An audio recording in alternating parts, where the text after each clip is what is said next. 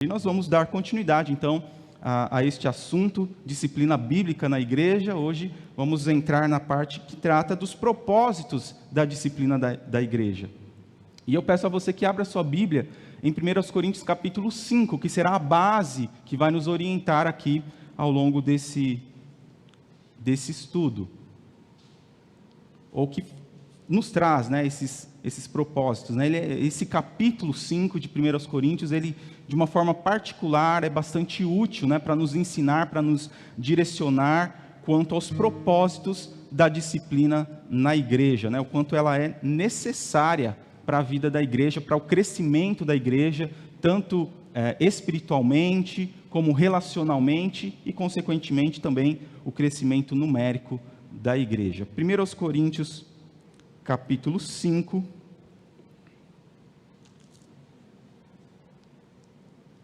diz assim: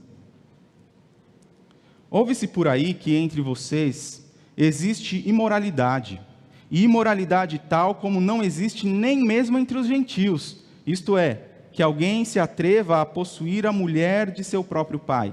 E vocês andam cheios de orgulho, quando deveriam ter lamentado e tirado do meio de vocês quem fez uma coisa dessas. Eu, na verdade, ainda que fisicamente ausente, mas presente em espírito, já sentenciei, como se estivesse presente, o autor de tal infâmia. Em nome de nosso Senhor Jesus, reunidos vocês e o meu espírito, com o poder de Jesus nosso Senhor, que esse tal seja entregue a Satanás para a destruição da carne, a fim de que o espírito seja salvo no dia do Senhor. Não é bom esse orgulho que vocês têm. Por acaso vocês não sabem que um pouco de fermento leveda a massa toda? Joguem fora o velho fermento, para que vocês sejam nova massa, como de fato já são, sem fermento. Pois também Cristo, nosso Cordeiro Pascal, foi sacrificado. Por isso, celebramos a festa não com o velho fermento, nem com o fermento do mal e da maldade, mas com o pão sem fermento, o pão da sinceridade e da verdade. Na outra carta, já escrevi a vocês que não se associem com os impuros. Refiro-me com isto, não propriamente aos impuros deste mundo, aos avarentos, ladrões ou idólatras, pois neste caso, vocês teriam de sair do mundo. Mas agora escrevo a vocês que não se associem com alguém que, dizendo-se irmão, for devasso, avarento, idólatra, maldizente, bêbado ou ladrão. Nem mesmo comam com alguém assim. Pois com que direito haveria eu de julgar os de fora? Mas será que vocês não devem julgar os de dentro? Os de fora, esses Deus julgará. Expulsem o malfeitor do meio de vocês. Muito bem, esse texto, como eu disse, ele nos apresenta alguns propósitos da disciplina na igreja. Começando no versículo de número 2, Paulo vai expressar o seguinte: vocês andam cheios de orgulho, quando deveriam ter lamentado e tirado do meio de vocês quem fez uma coisa dessas. Então Paulo chama a atenção para o fato de que a igreja, né, estava aceitando algo que nem entre os gentios era aceito. Então ele pede à igreja que esteja se colocando, né, com sensibilidade aquilo que a palavra de Deus ensina, para que tirasse do meio deles este homem que estava cometendo tal ato, praticando tal ato pecaminoso, que nem entre os gentios, ou seja, nem os de fora da comunidade, os de fora da igreja, faziam tal coisa. Então imagina a proporção que isso tomou, e Paulo precisa chamar a atenção da igreja. E a gente encontra nesse versículo um primeiro propósito da disciplina. A disciplina tem sim como objetivo expor o pecado. Veja que há uma grande diferença entre expor o pecado e expor o pecador. Há uma grande diferença entre expor o pecado que precisa ser exposto, que precisa ser tratado, e expor a pessoa que cometeu o pecado. Há uma grande diferença. Aí a gente precisa entender isso. Então a disciplina, ela vai expor o pecado para que ele possa ser tirado do meio rapidamente, de forma rápida. A gente não pode, a igreja não pode conviver com o pecado. O pecado não pode ser algo natural na vida da igreja. E por isso precisa ser tratado e tirado o mais rápido possível. Então a disciplina expõe o pecado para que ele possa ser removido rapidamente. E é a disciplina que é essa reação correta de cada um dos cristãos, né? Quando esses cristãos não representam a Jesus. Quando as suas atitudes estão demonstrando que não tem como a gente dizer que aquela pessoa de fato é um representante, um discípulo de Jesus. E é o que estava acontecendo aqui. Este homem não estava se portando como alguém que representa Jesus neste mundo, muito pelo contrário. Ele estava servindo de escândalo para toda a igreja e mais ainda, para o nome de Jesus. Este que é o maior de todos os equívocos. Então a disciplina é essa reação correta quando algum cristão, ou dito cristão, né, alguém que se diz irmão, como diz o texto que nós acabamos de ler, quando eles não representam Jesus e nem demonstram o desejo de fazê-lo. É aquilo que nós falamos sobre o arrependimento. Então, a única coisa que leva ao ato da disciplina no quesito exclusão, quando a gente fala, de novo, né, quando a gente está falando de disciplina, estamos falando de um processo, tá? Um processo completo que pode culminar na exclusão, como foi o caso aqui. Paulo vai dizer, entrega para Satanás, exclua esse indivíduo do meio de vocês. Chegou no auge do que a igreja precisava, da atitude que a igreja precisava tomar em relação àquele homem, porque ele não estava demonstrando o desejo de representar Cristo, ou seja, ele não estava se arrependendo daquele pecado. Depois, em 2 Coríntios, muito provavelmente há uma referência deste cidadão que, demonstrando o arrependimento, foi novamente recebido, né, na igreja de Corinto, tá bom? Um outro propósito da disciplina a gente encontra no versículo 5, né? Versículo 5 vai dizer, que esse tal seja entregue a Satanás para a destruição da carne, a fim de que o espírito seja salvo no dia do Senhor. Portanto, a disciplina tem como objetivo também advertir. A disciplina serve como advertência, como alerta para os demais membros deste corpo. Serve de alerta para o que o pecado pode trazer para a vida da igreja. O que o pecado pode trazer para a vida do indivíduo, as consequências trágicas que o pecado traz para o seio da igreja. Então, a igreja, obviamente, ela não decreta a retribuição de Deus pela disciplina. Deus é que vai tratar com cada indivíduo, né? A igreja não torna ninguém cristão. Quem faz isso é o Espírito Santo, que habita em nós, no momento que nós cremos em Jesus, ele sela-nos, e nós então temos a regeneração, isso nos torna discípulos de Jesus, seguidores de Jesus, salvos por Jesus, mas a disciplina nada mais é do que uma declaração da igreja, de que em virtude do não arrependimento, por aquele pecado, essa pessoa não pode mais, a igreja não pode mais confirmar que esse indivíduo de fato é um cristão, que esse indivíduo de fato faz parte da comunidade. Ele está vivendo em desacordo com aquilo que a palavra de Deus trata, está vivendo em desacordo com aquilo que a comunidade, pelo menos, tenta viver. Nós não somos uma comunidade de perfeitos. Nós não somos uma comunidade de impecáveis, muito pelo contrário, a começar desse que vos fala, é pecador. E eu faço minhas as palavras de Paulo, sou o maior de todos os pecadores.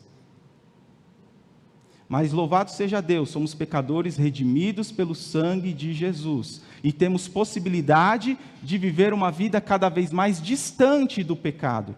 Nós não estamos isentos de pecar, mas a santificação, que é um processo que parte de nós, vai nos aproximar cada vez mais do nosso Senhor, vai nos tornar mais semelhantes a Jesus, e nós vamos ter repulsa ao pecado. O verdadeiro crente tem repulsa, tem nojo do pecado. Ele não vai ficar feliz, não vai ficar satisfeito quando estiver em pecado. E o Espírito Santo que habita nele vai dar este alerta.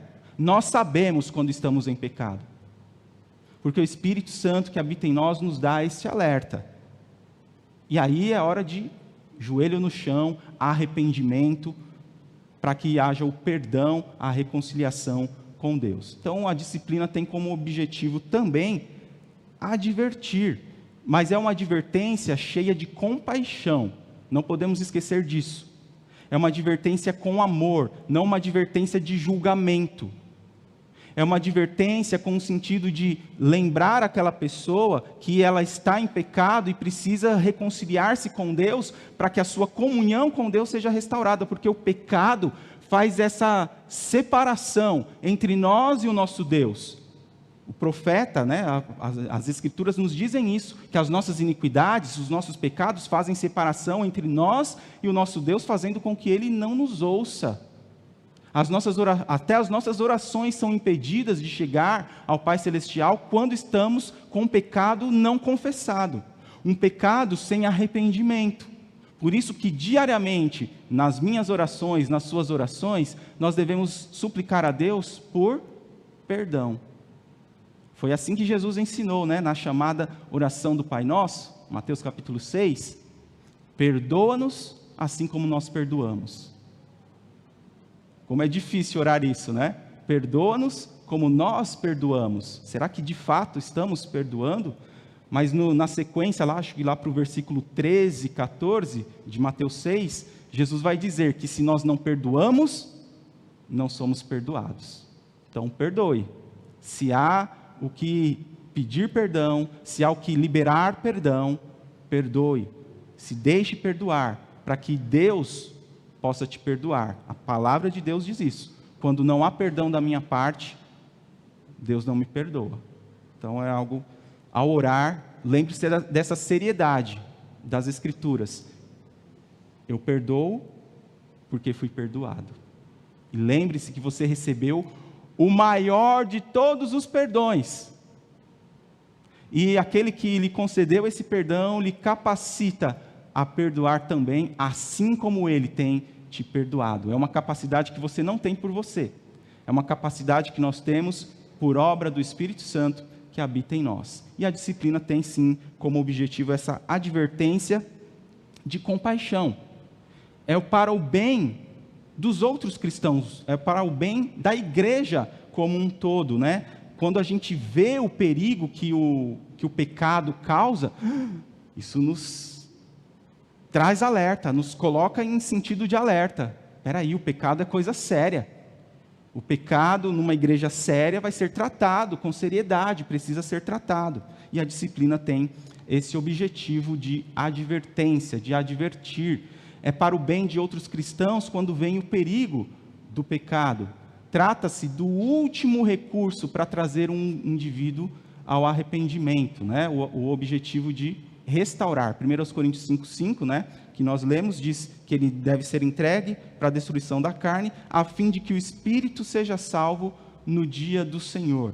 Então a disciplina tem como objetivo sim advertir, tem sim como objetivo expor o pecado, mas tem como objetivo reconciliar, restaurar o pecador, restaurar aquela pessoa que está demonstrando não arrependimento, e por não demonstrar arrependimento, precisa ser tirada, precisa ser excluída, precisa ser, nos dizeres de Paulo, entregue a Satanás, e assim a igreja vai tratar da restauração dessa pessoa. Então é o último recurso para tentar trazer o indivíduo ao arrependimento, né? E há quem diga, e por isso muitas igrejas não praticam a disciplina bíblica, e isso é muito do pensamento pós-moderno. Nós vivemos num mundo pós-modernista, e esse pensamento pós-moderno trata com que as pessoas são coitadinhas, de que não pode haver disciplina,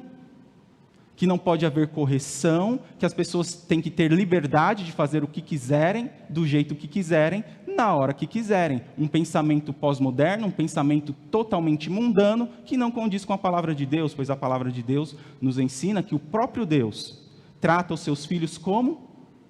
Corrigindo. Aquele a quem eles ama, os seus filhos a quem ele ama, ele os corrige. Um filho não fica sem correção. Um filho de Deus não fica impune diante do pecado, seja ele qual for. E a disciplina na igreja tem como esse objetivo de restaurar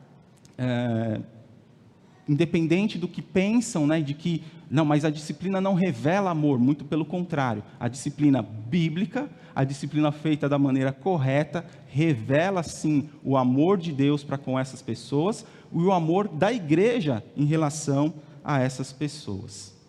Então deve-se lembrar que antes da exclusão, essas pessoas são persistentemente buscadas e se tornam objeto da disciplina quando se revelam obstinadas, né? Se tornam objeto da disciplina no sentido da exclusão, né? Na última instância, quando se revelam obstinadas na sua decisão de não dar ouvidos às palavras de exortação e sabedoria que são dirigidas a ela. Então todo o processo de procura já aconteceu, foi um indivíduo sozinho, com testemunhas, foi dito à igreja, não houve arrependimento, chegou à exclusão, e o objetivo dessa disciplina é para realmente trazer a restauração a este indivíduo. A disciplina na igreja é um ato de amor, pois, como eu disse, quem ama, corrige. Quem ama, às vezes precisa ferir. Olha o que diz Provérbios, capítulo 27. Verso 6.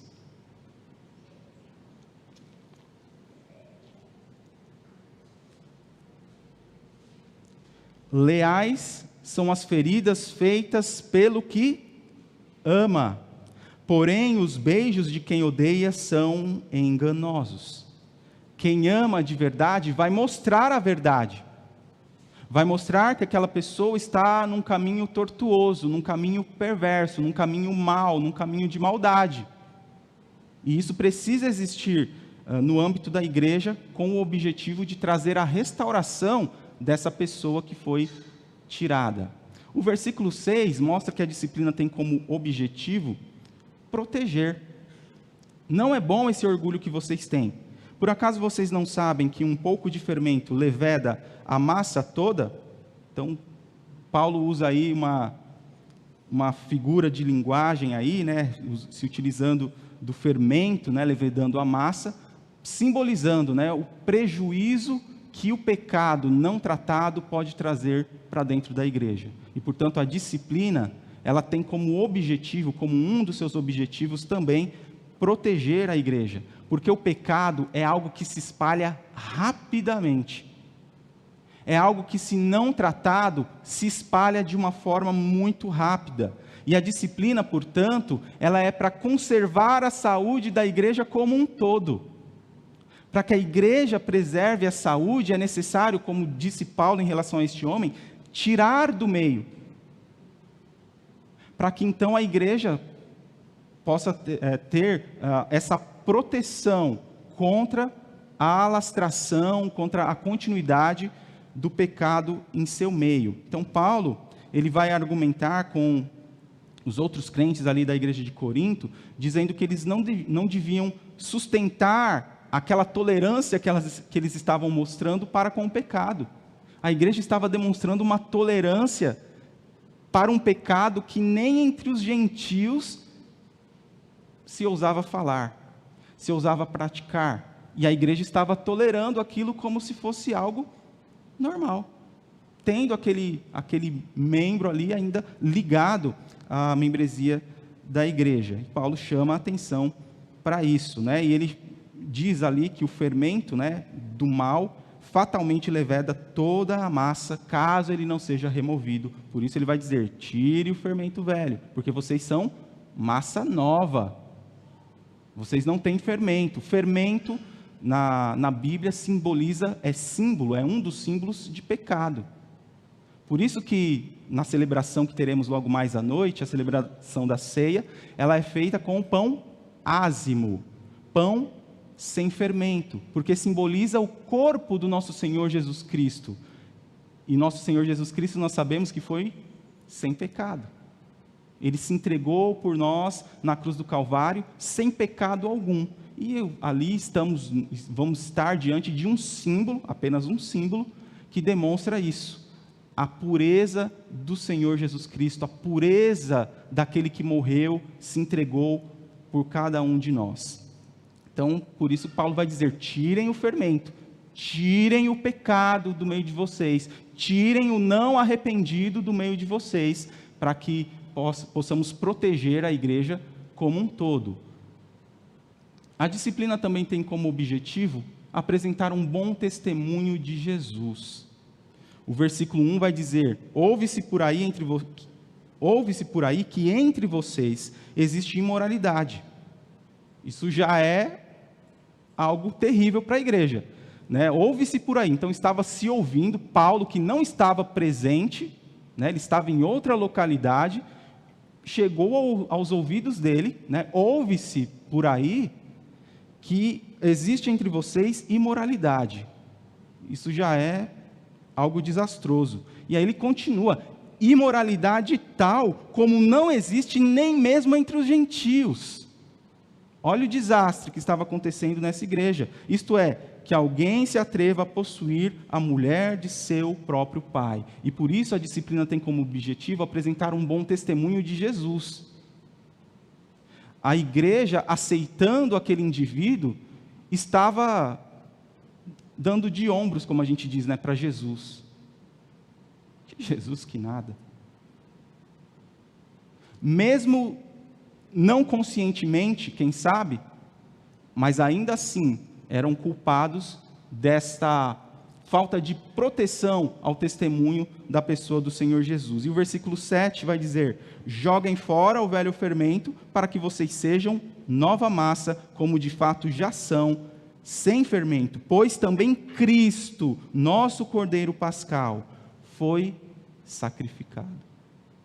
Então é para que mantenhamos o bom testemunho do nome de Jesus, que é o nome que está acima de todo nome, é o nome que está sobre todo nome, para que ele seja glorificado. A igreja, então, precisa sim, uma igreja saudável, precisa praticar a disciplina com o objetivo de apresentar um bom testemunho de Jesus.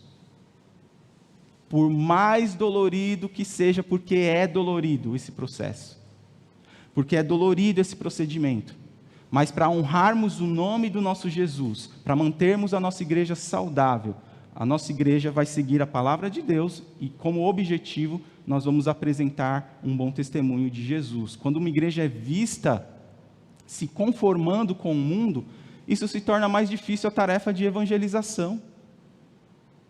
Imagina para os crentes lá de Corinto, essa notícia se espalhando, né? Esse pecado, essa imoralidade se espalhando lá pela cidade. Olha ali, ó, ali naquele fulano lá que está dormindo com a mulher do pai. Eu ser crente para quê? Eu não sou crente e não faço isso. O bom testemunho de Jesus, do Evangelho, precisa ser preservado. E isso se preserva através da minha e da sua vida. É através do nosso testemunho. É através daquilo que as pessoas dizem e pensam a seu respeito. Eu não me preocupo com isso. Deveria se preocupar. A gente tem muito dessa, né? Eu não estou nem aí para que os outros pensam ou falam a meu respeito. Deveria. Porque o seu testemunho diz muito do seu Jesus. O seu testemunho diz muito a respeito da sua igreja.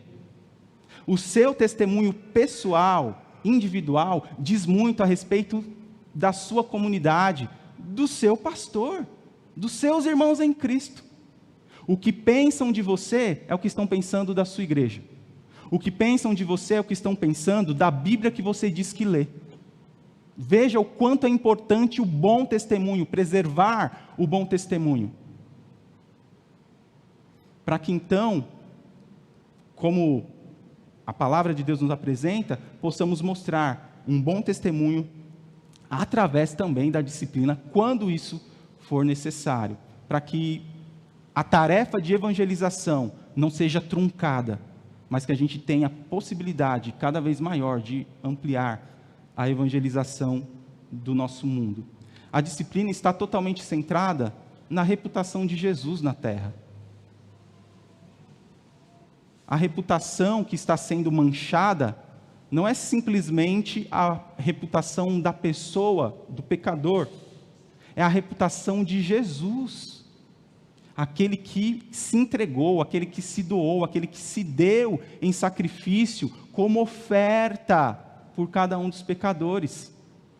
Então é a reputação de Jesus que está em jogo quando nós pecamos. É o nome de Jesus que está em jogo quando nós cometemos pecado e não nos arrependemos. Quando continuamos insistentemente na prática do pecado. Portanto, a disciplina tem como objetivo também apresentar um bom testemunho de Jesus aqui nessa terra.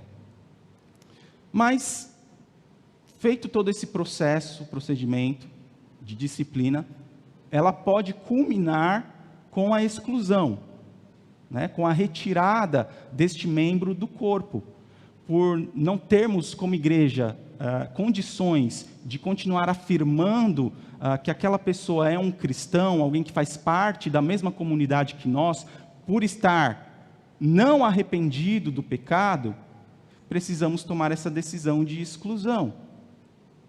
Mas louvado seja Deus, quando esse processo depois, o pós-exclusão, quando ele é feito de forma correta, há a possibilidade da restauração, da reconciliação, da volta desse filho arrependido, deste irmão arrependido do seu pecado. E o que a igreja deve fazer? Abraçar, receber. Abra lá comigo, 2 Coríntios, capítulo 2.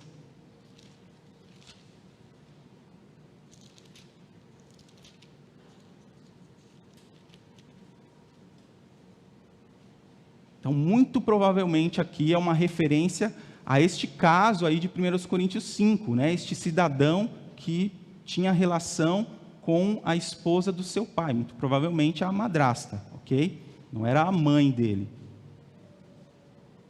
Isso não diminui o pecado, ok? Continua sendo pecado tão escabroso quanto qualquer um. 2 Coríntios capítulo 2, versos... A partir do 5, vou ler a partir do 5, diz assim: ora, se alguém causou tristeza, não o fez a mim, mas, para que eu não seja demasiadamente áspero, digo que em parte causou tristeza a todos vocês. Então, se for uma referência a este cidadão, ele causou tristeza ao coração de Paulo, né, o pastor daquela igreja, e consequentemente a toda a igreja. Quando alguém peca e a gente precisa tomar a decisão de exclusão, isso dói no coração do pastor e dói no coração de toda a igreja. Toda a igreja sente, toda a igreja se comove, mas apesar da comoção, nós não podemos ser moles. Usando uma expressão mais forte, não podemos ser frouxos. Para que a igreja seja saudável, a gente precisa, depois de tomados os caminhos dados por Jesus lá em Mateus 18, se não houve arrependimento, não tem outro caminho a seguir que não a exclusão e orar para que este irmão arrependido retorne, como aconteceu com este homem. Aí o versículo 6, basta-lhe a punição imposta pela maioria, de modo que agora, pelo contrário, vocês devem perdoar e consolar, para que esse indivíduo não seja consumido por excessiva tristeza. Uma outra versão, talvez você tenha aí, diz que ele não seja colocado de tristeza sobre tristeza. Alguém tem essa versão? Alguma coisa assim? Versículo 7, melhor dizendo, de 2 Coríntios 2. Quem tem uma versão diferente? Aí no final, para que esse indivíduo não seja consumido por excessiva tristeza. Há alguma coisa diferente?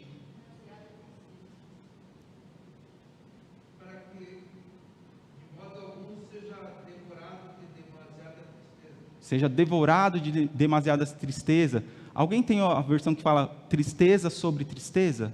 Alguma coisa assim? Enfim, mas traz esse sentido, né? De uma tristeza sobre tristeza, uma tristeza demasiada. Então, obviamente, a pessoa que está em pecado, arrependida, se sente triste. Um pecador não arrependido e que vive a vida curtindo adoidado, como se nada tivesse acontecido, é um forte indício de que não houve regeneração. Alguém que gosta de conviver com o pecado, para mim, parece um indício de que não é um salvo. Está mostrando com esses frutos pecaminosos de que não é um salvo, mas pode se arrepender. Pois não, irmã?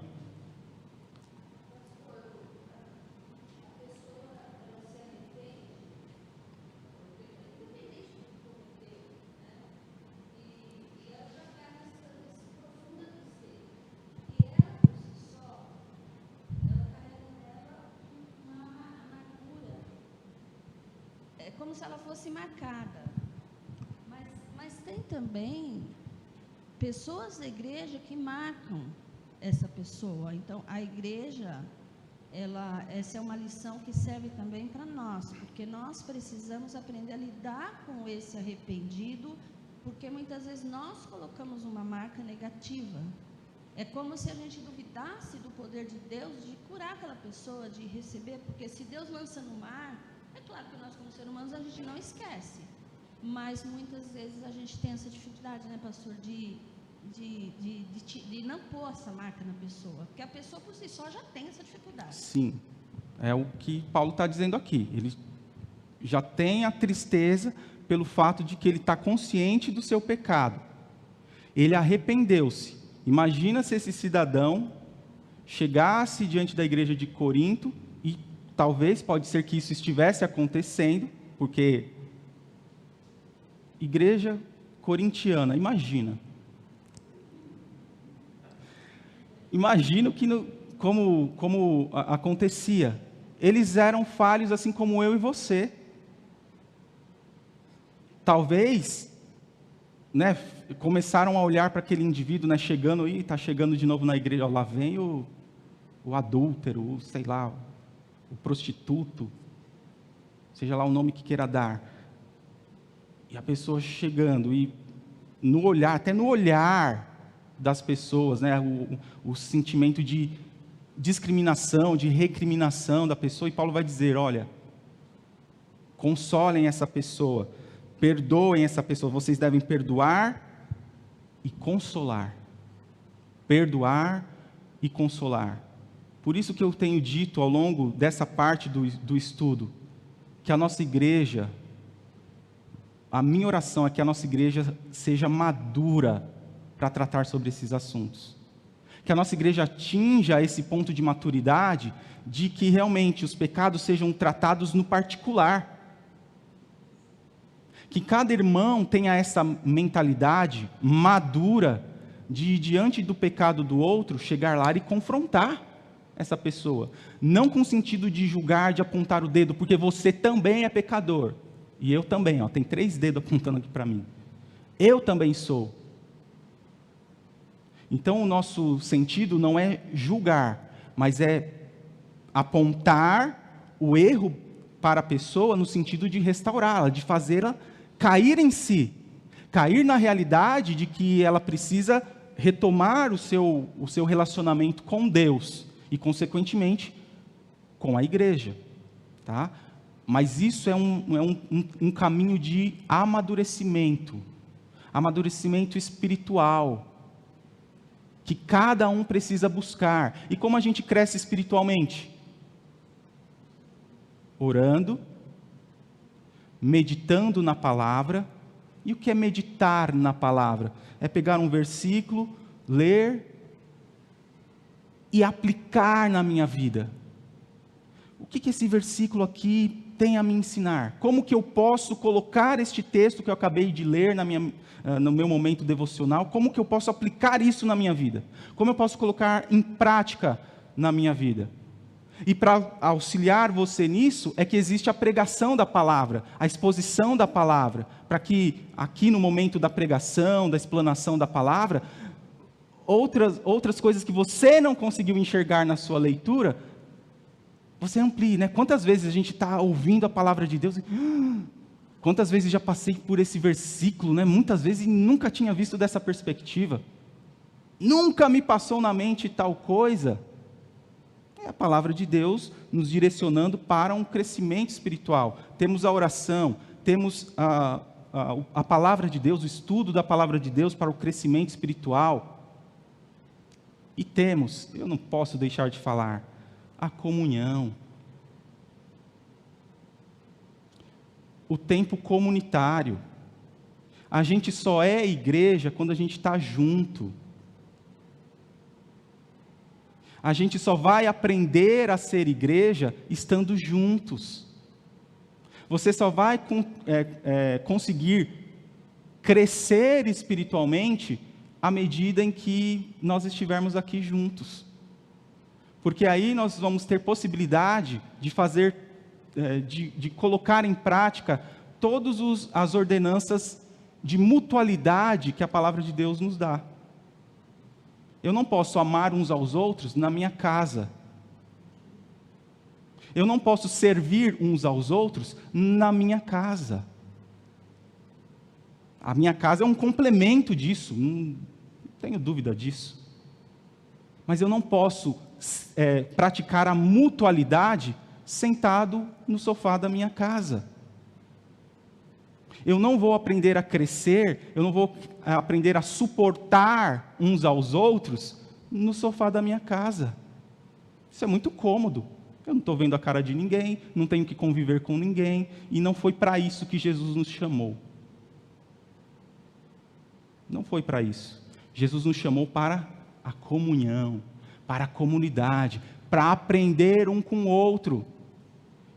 E nesse quesito, e a gente já está mudando aqui um pouco, mas trazendo para a realidade de que a igreja é um corpo que tem muitos membros, e cada membro tem a sua responsabilidade, cada membro tem um dom que foi designado pelo Espírito Santo no momento da sua conversão. O Espírito Santo dá um dom a cada um, todos aqui, independentemente, têm um dom. Talvez você não saiba qual é, e sabe como você vai descobrir? Servindo. Só assim, sentado no sofá da casa, você não vai ter condições de descobrir qual é o seu dom. Só aprende-se a servir servindo.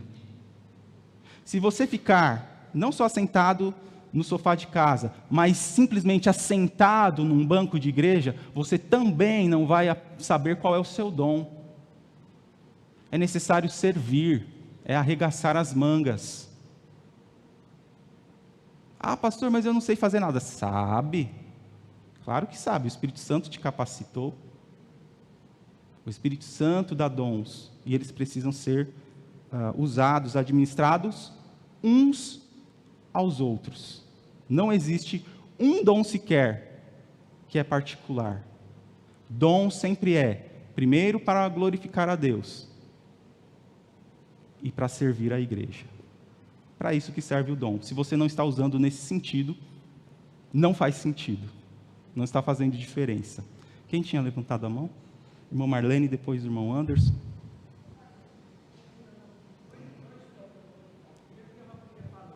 Há uns tempos atrás aí o pastor fez uma mensagem maravilhosa, e quando eu fui cumprimentar o pastor quando eu estava indo embora, não sei se o pastor vai lembrar, eu falei assim: pastor, tudo que o pastor pregou, maravilhoso, só que quando a gente quer esquecer alguma coisa, alguém faz, volta, como o Valquíria falou, né? Às vezes você quer esquecer aquilo lá, tem alguém que faz questão de... E minha outra dúvida, pastor, eu gostaria que o pastor depois comentasse, desse versículo da primeira parte que o pastor leu, é sobre o pecado. Ele aí faz a observação, dizendo que é um pecado que nem o povo de lá de fora faz. Mas quando nós evangélicos comentamos entre nós, grupo de igreja aqui, mas não existe tamanho de pecado, não existe diferença de pecado. Pecado é pecado. Mas tem e a Bíblia também diz, tudo que eu quero que o pastor diga para mim, que eu só estou fazendo comentário. A minha palavra diz que pecamos todos os dias. Nem todos os dias nós somos eliminados de uma igreja ou um irmão, né? E aí no tópico que o pastor leu primeiro, a palavra aí faz assim: nem lá fora faz o... Então, prova que existe pecado, no meu modo de pensar, assim, bem mais grave, né? Porque se nós pecamos todos os dias, e aí ele fez uma observação dizendo: nem lá fora faz isso que você está fazendo. Então era isso aí que eu queria que o pastor comentasse um pouquinho, porque eu já pensei nisso antes, já comentei com algumas, não sei, das irmãs nesse sentido.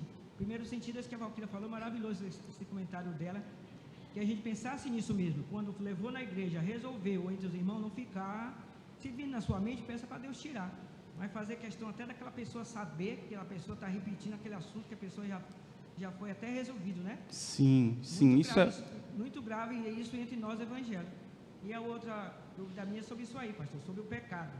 Porque ele diz assim, não existe pecadinho nem pecador. Mas aí ele fez questão de mencionar, fez uma observação em cima de um pecado. Sim. Sobre essa questão, vou começar por essa questão de pecadinho e pecadão. Obviamente que, aos olhos de Deus, pecado é pecado. Certo? Mas a Bíblia deixa claro também que há sim pecadinho e pecadão. Jesus, certa vez, eu não vou me recordar agora a referência aqui para abrir com você, e se alguém tiver pode me ajudar, mas ele disse a um povo que haveria maior condenação, maior punição para eles, falando para o seu povo judeu, do que em Corazim, em outra cidade lá, que Jesus cita. E há outras menções nesse sentido, que haverá maior punição. Ou seja, há pecados com mais gravidade sim do que outro. E aqui, como a irmã bem frisou, Paulo diz, olha, nem entre os gentios se ouve falar. Olha o tamanho, olha a dimensão desse pecado que vocês estão aceitando. Em questão a esse... como a igreja vai tratar essa questão de pecados, como a irmã bem disse, nós pecamos todos os dias, e eu falei isso, acho que a semana passada, né, que Deus, Ele não nos pune, Ele não está nos punindo toda hora, senão misericórdia, eu nem estava aqui falando, né? Mas Ele nos corrige sempre. Por isso que, acho que Pedro vai dizer, né, que a igreja precisa ter essa sabedoria, esse bom senso de cobrir uma multidão de pecados. Não é que a gente vai ser conivente com o pecado, mas é que a gente vai tratar o pecado de uma forma correta. Então eu não posso tratar, por exemplo, o caso de 1 Coríntios 5, uma coisa que estava ali aberta, escancarada para todos, não posso tratar no mesmo nível, por exemplo, né, uma fofoca. Aí porque a pessoa cometeu uma fofoca, imediatamente como diz aqui, entregue a Satanás. Há todo o processo que precisa ser seguido. E de novo, nisso entra a questão da maturidade espiritual da igreja, a maturidade espiritual do povo de Deus. Só que o que existe hoje é muito oba-oba. É muita gente querendo, não, a igreja precisa fazer isso, precisa fazer aquilo. Não, a igreja precisa ficar firme na palavra, só isso. A igreja ficando firme na palavra será uma igreja saudável. A gente não tem que inventar moda. Não, mas a igreja lá, X, está enchendo de gente, cheia de gente vazia. Cheia de gente que daqui a pouquinho vai estar, sabe aonde? Igreja boa, igreja saudável. Igreja que prega a palavra. Portanto, continuemos preservando a palavra de Deus. Já estou me adiantando na pregação da noite, hein? Preservemos a palavra de Deus. Uma igreja que quer ser saudável e madura, precisa permanecer na palavra de Deus. Independente dos modismos, independente das modas que estejam por aí, não, nós vamos seguir o padrão da palavra de Deus. É ela que apresenta o padrão que nós devemos seguir para a igreja. Ok? Então, isso precisa ficar bastante claro também. A outra questão é com relação a como a gente, como muitas vezes a gente joga na cara, vou usar essa expressão, como a gente tem essa facilidade, né, de trazer à tona aquilo que já foi perdoado. Parece que a gente tem essa tendência de querer pisotear, de querer esmagar, né? E pasmem, né? Muitas vezes a gente deixa de servir a Deus por causa de uma coisa, não, eu perdoo, mas esse perdoo mais matou o perdão, não houve perdão. Aí eu deixar de repente, usar um dom que Deus me deu para o bem comum do corpo, porque eu não acredito no perdão que foi dado para o irmão XYZ. Aí eu levanto coisa lá de 1922. Não, mas lá em 1922, o irmão Anderson, ele pisou no meu pé. Ele pediu perdão? Foi perdoado? Acabou, meu Deus do céu! Aí eu vou ficar todo dia, mas o irmão pisou no meu pé, né? O irmão está lembrado, né? E eu fico me amargurando, me ressentindo, definhando, física, emocional e espiritualmente, porque isso só faz mal para uma pessoa, que é você mesmo. A amargura só faz mal para uma pessoa, o outro está lá, o irmão Anderson está levando a vida dele. Eu perdoei, me arrependi, pedi perdão, fui perdoado, louvado seja Deus, vida que segue. E aí eu fico lá, eu não vou porque... Não, mas porque o irmão Anderson... Perdão não tem mas, perdão tem um ponto final. Eu perdoei, acabou. E assim como Deus em Cristo nos perdoou, diz a palavra, nós também devemos perdoar, devemos também demonstrar esse mesmo tipo de perdão. Um perdão que não vai trazer à tona o pecado do pecador. Um pecado que não vai lançar em rosto, né? Não vai jogar na cara. Se eu perdoei de fato, não tem mais. Tem um ponto final. Olha, eu te perdoo, irmão Anderson, mas não faça mais isso. Irmão Anderson, eu te perdoo, desde que... Não. Deus, para te perdoar em Cristo, não impôs condição. Ele simplesmente deu o seu Filho unigênito para morrer por você, para que você, crendo nele, receba esse perdão de graça. E como foi citado aqui o texto, ele lança nas profundezas do mar, um lugar que é inacessível. Inacessível. E assim deve ser numa igreja saudável. Deve ser como Paulo diz, para que esse indivíduo não seja consumido por excessiva tristeza, perdoe e console. Este é o papel da igreja. Independentemente do pecado que tenha sido cometido. Olha o pecado que este homem estava. Se de fato aqui, segundo aos Coríntios, é referente àquele caso. Mas houve arrependimento. E se houve arrependimento, e Paulo está dizendo para que restaure este indivíduo, é porque ele abandonou. Porque arrependimento é abandono de pecado. Aquele que confessa e deixa, diz as Escrituras, alcança a misericórdia. Misericórdia primeiro de Deus e, consequentemente, de mim e de você. Que somos filhos de Deus, que temos o coração de Deus em nós. A gente até canta, né? Dá-me um coração igual ao teu, meu mestre, dá-me um coração igual ao teu. Se não sair do cântico, né? Se não sair daqui, se não passar para cá, não vai adiantar nada. Tudo que a gente canta aqui, seja do cantor cristão, os corinhos que são cantados, vai passar aqui, como a gente fala, né? Não vai passar do teto. E de fato é isso. Precisamos viver o que cantamos, cantar o que vivemos, precisamos pregar o que vivemos, viver aquilo que pregamos.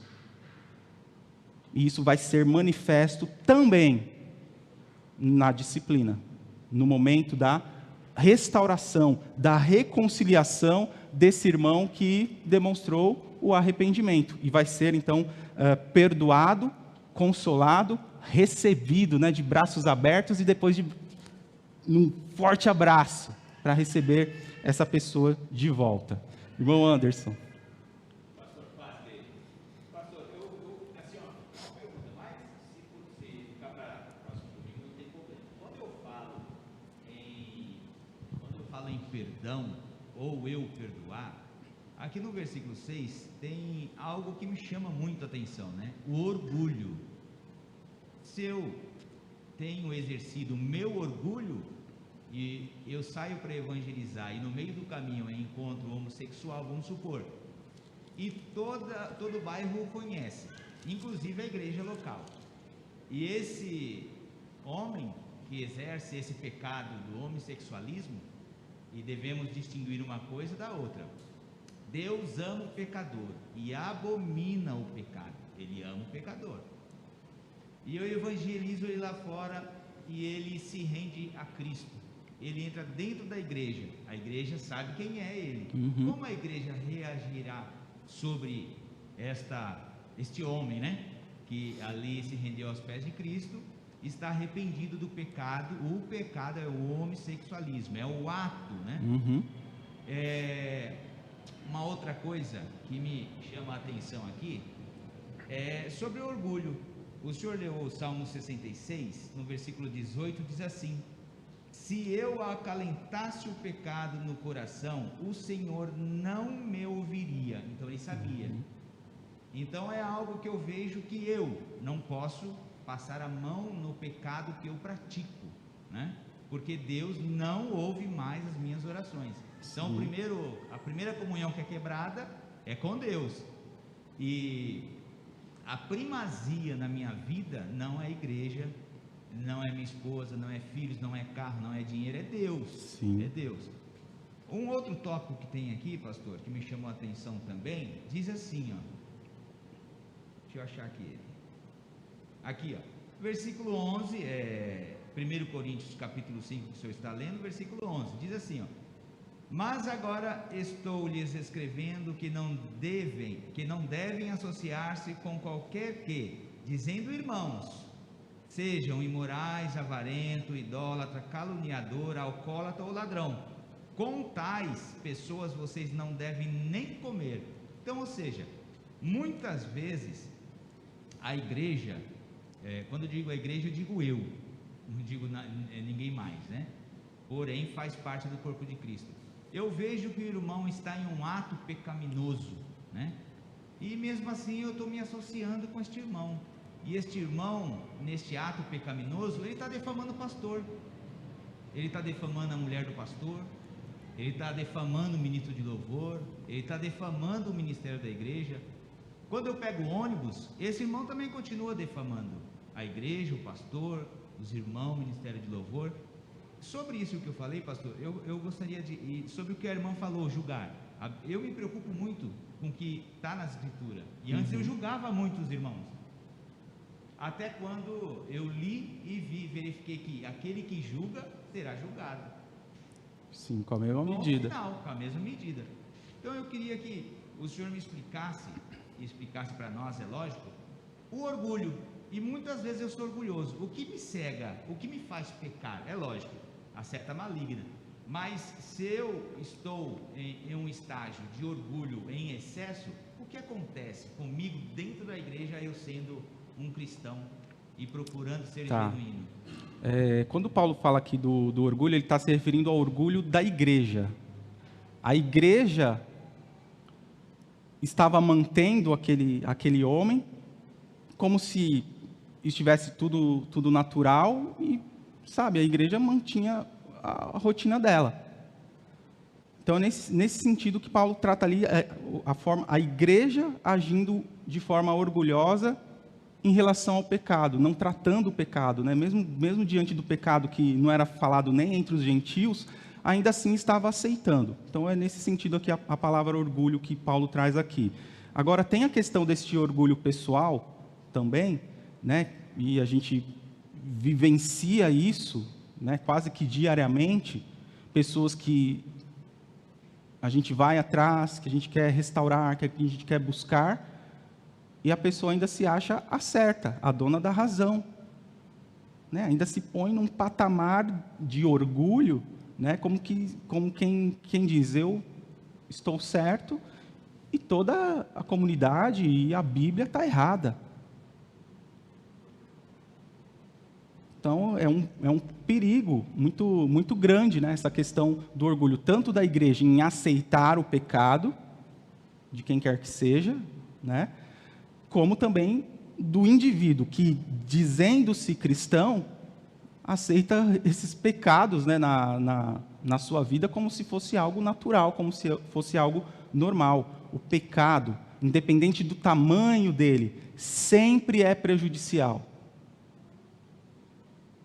E lembre-se que nós temos 3 grandes inimigos contra nós. nós temos o diabo, nós temos o mundo, né, o mundanismo, a mentalidade mundana que às vezes vem impregnar a nossa mente, e aí a gente quer trazer para dentro da igreja coisas que o mundo oferece. E por isso que quando eu falo, né, que a igreja ela precisa mudar o seu jeito de ser igreja, sim. A igreja precisa se contextualizar, sim. Mas contextualização não tem a ver com mundanização. São coisas totalmente opostas, totalmente diferentes. O que está acontecendo, o fenômeno que está acontecendo aí, que você às vezes brilha os olhinhos da igreja XYZ, desse crescimento exponencial, essa explosão de crescimento, é mundanização. Tá? E aqui, né, tem irmãos que vieram desse tipo de igreja e que poderiam falar melhor do que eu, do que acontece nos bastidores. O que você vê é muito bonito, né? Muito belo, né? Todo mundo lá levantando a mãozinha, e para lá, e para cá, e esqueletinho para lá, esqueletinho para cá, e vamos que vamos. É tudo muito lindo.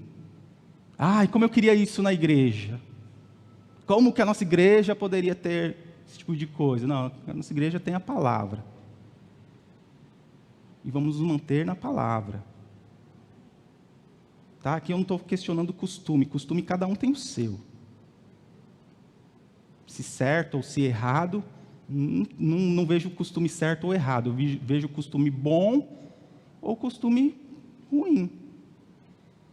Um costume que vai trazer vida, vai ser saudável para a igreja, e costume que talvez vai trazer mais prejuízo do que benefício para a igreja. Tá? Mas não fique com o olhinho brilhando, né, com a grama do vizinho, que é sempre mais verde. Cuidado com a grama do vizinho. Deixa a grama do vizinho que ele cuide. Vamos preservar a nossa união, a nossa unidade. Vamos preservar aquilo que, as marcas que a palavra de Deus diz que uma igreja saudável precisa ter. Que começa com pregação da palavra de Deus. A palavra de Deus é a base para uma igreja saudável. Se não for assim, todas as outras áreas vão degringolar. Pode parecer por um tempo algo bonito, mas é algo momentâneo.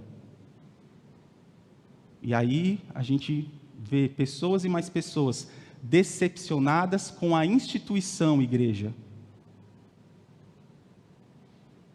E transferem essa decepção com a instituição para Deus.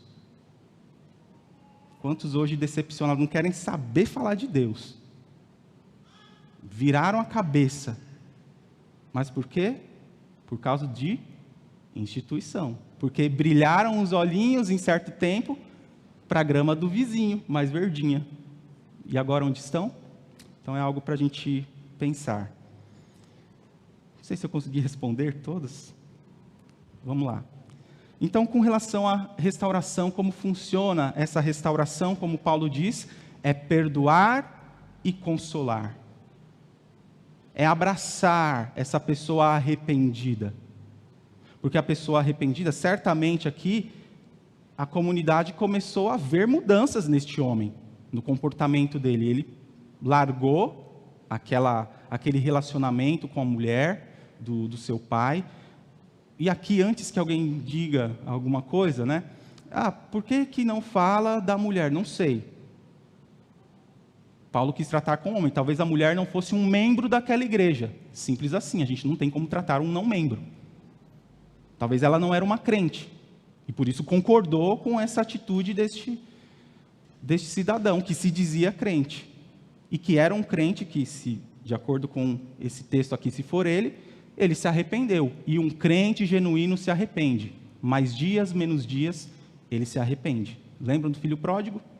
Caiu em si. E eu creio que um filho, de fato, faz isso. Ele vai cair em si e deve ser perdoado e consolado. Então, a restauração significa reintegração à membresia da igreja.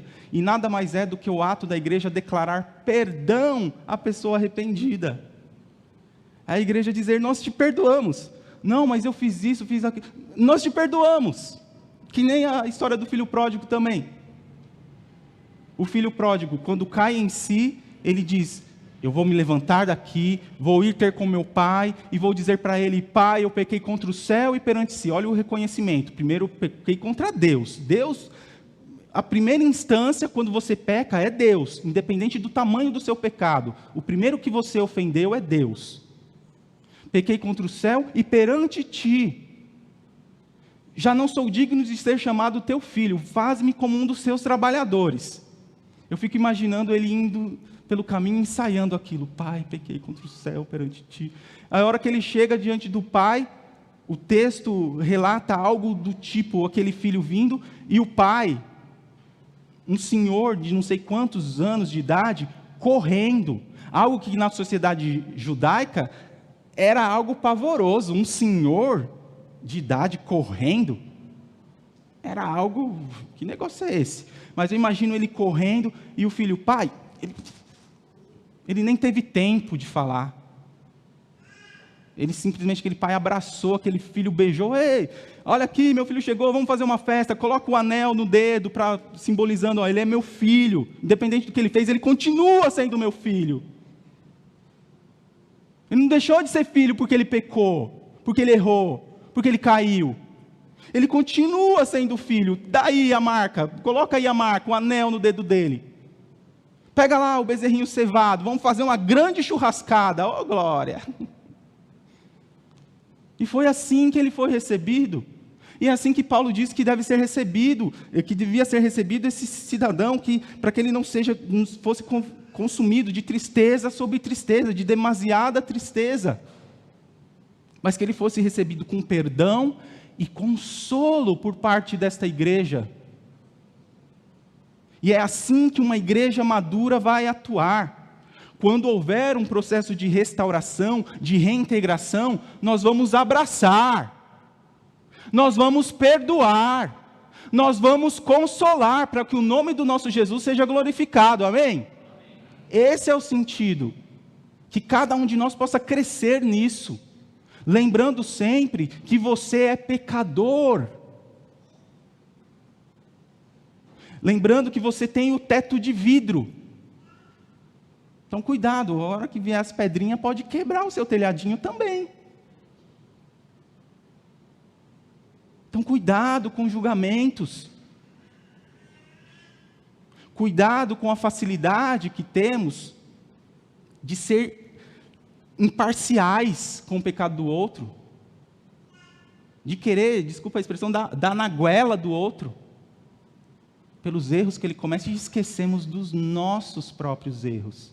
Mateus 7.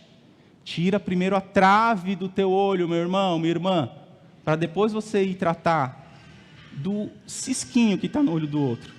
Tem gente querendo julgar outros e está com pecados tão... Às vezes a gente está aqui falando de uma coisa e a minha família é um desastre. Eu estou querendo falar de família e a minha família está um desastre. Não, vai cuidar da sua família primeiro. Se você não pode cuidar da sua família, como poderá cuidar das coisas de Deus? Desculpa a minha sinceridade, mas é isso que acontece por imaturidade espiritual. Começam os julgamentos, começam as acusações. Olhe para dentro de si. Arrependa-se do seu pecado, seja ele qual for. Se houver possibilidade e se tiver a necessidade de restituir, de pedir perdão, vá, faça isso. Ah, pastor, mas já é coisa lá de... Peça perdão. É coisa de 1900 e Guaraná de rolha, mas se você ainda não pediu perdão, precisa ser tratado. É um pecado sem ser tratado. E isso traz prejuízo. Isso traz consequências. Portanto, em nome de Jesus, vamos amadurecer. Vamos deixar essa semente que está sendo plantada aqui ao longo desses dias, germinar, brotar e render muitos frutos para a glória de Deus. Para que saibamos como proceder em meio a essa necessidade, essa conduta necessária por parte da igreja, que é a disciplina, que começa no individual e que pode sim chegar ao fato da exclusão, que é o que nós não queremos, é o que nós não desejamos. E para isso a igreja precisa saber tratar aqui, no começo, para que a gente não precise chegar no final. E que seja assim, para a glória de Deus. Não consegui concluir ainda, mas apenas falando sobre essa questão da restauração, o arrependimento por parte da pessoa é indicado, entre outros fatores, pela disposição da pessoa de se reintegrar. A pessoa demonstra o desejo, eu quero ser reintegrado à membresia da minha igreja. Isso é uma demonstração de arrependimento. Se a pessoa não está arrependida, o que ela menos quer é reintegração.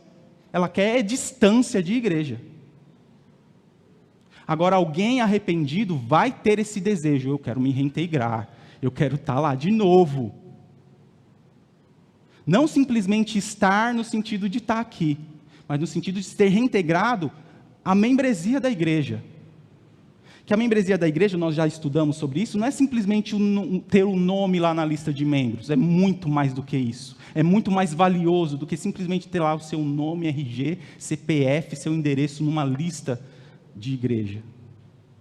Mas eu não vou voltar na lição anterior, depois você busca lá no YouTube, tem a lição que nós tratamos sobre membresia na igreja, a importância de ser um membro de igreja, tá? Só para a gente terminar, os irmãos me permitem? Nós chegamos aí às 11 horas, mas só para a gente terminar aqui, aí a semana que vem eu venho só com os aspectos práticos de tudo que a gente tratou. Eu prometo que vai ser rápido. Só falando quando a disciplina, então, ela é necessária. Então, a necessidade do cristão ser corrigido não deve causar estranheza para nós. Deve ser algo normal da prática da igreja. Cada membro deve encorajar o outro a seguir na direção certa e ajudar uns aos outros a se desviar do caminho mau. O tratar ali individual, como nós falamos. Na maioria das vezes, a disciplina ocorre de maneira informal e particular. Assim que deve ser. É eu tratando com o outro ali de forma particular, o trabalho é feito, a reestruturação, a reintegração é feita, a restauração é feita ali no âmbito informal e particular. Um irmão ou uma irmã em Cristo peca e o outro irmão ou irmã aborda com amor aquela questão. Não precisa nem colocar o pastor na jogada, não precisa nem a igreja ficar sabendo de nada, você tratou ali, acabou. Morreu o assunto, e isso exige maturidade. Os cristãos em que o Espírito Santo habita, de modo geral, não podem permanecer por muito tempo em um pecado conhecido. Em algum momento, eles se sentem tão incomodados, graças ao Espírito que habita neles, porque é um filho de Deus, que acabam fazendo aquilo que é certo, assim como o filho pródigo cai em si. A disciplina formal, ou a exclusão, como nós chamamos, ela é recomendada quando o indivíduo parece insistir com todo o gosto em um pecado conhecido. Então, já se passou pelo individual, pelas testemunhas, chegou à igreja, ou seja, de conhecimento, e a pessoa continua insistindo como se nada tivesse acontecendo naquele pecado. Não tem outro processo que não a disciplina formal, a exclusão da pessoa. E os processos de julgamento em uma igreja vão depender daquilo que as pessoas podem ver e ouvir. Ok? O que isso quer dizer? Que a disciplina formal na igreja deve ocorrer, portanto, quando o pecado for visível, grave e impenitente. O que quer dizer isso? O pecado deve ter uma manifestação visível, o pecado deve ser algo que possa ser visto e ouvido. É algo visível. E todo mundo aqui, a começar em mim, temos os nossos pecadinhos de estimação. Temos aquele nosso pecadinho que ninguém sabe. Você que pensa, Deus sabe, né? Mas todos nós temos. Não venha você dizer que não tem, porque você tem. Porque você tem que lutar contra ele todos os dias.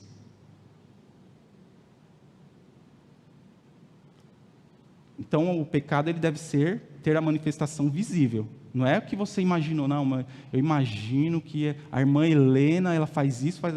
Como assim? Imagina. É algo que precisa ser visível. O pecado deve ser grave. Deus não nos disciplina de modo perceptível sempre que pecamos, como falamos já nessa manhã, que foi sugerido pela irmã Marlene. Deus ele não nos disciplina de modo perceptível sempre que pecamos. Se fosse isso, né, vocês iam ver um pastor aqui todo cambaleando aqui na frente. De tanto que ele toma lambada. Mas não é assim que Deus trata. E não é assim que a igreja deve tratar também. O pecado deve ser grave, deve ser perceptível, né?